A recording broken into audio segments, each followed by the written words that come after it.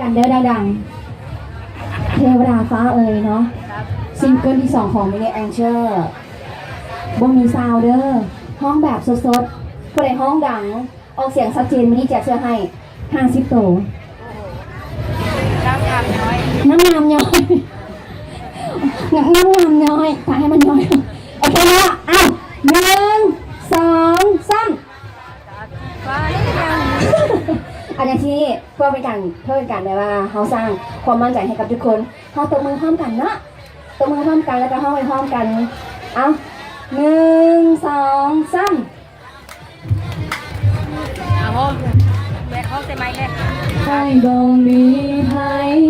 คิดว่าอายสิจริงใจคิดว่าอายบ่ร้ายใจจึงยอมใส่คำว่าแฟนคิดว่าอายเพิ่งพาได้จึงเทให้หมดคะแนนคิดว่าอายคงสิแม่นคนที่ใจตามหามานานมากแต่สุดท้าย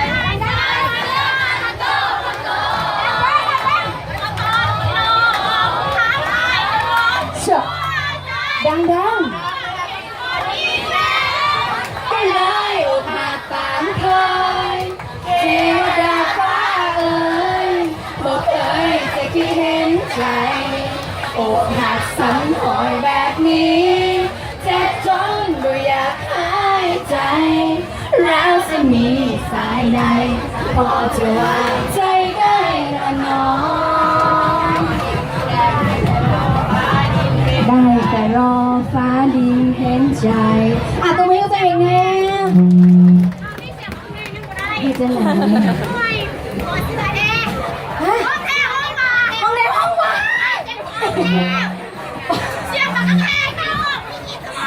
ดู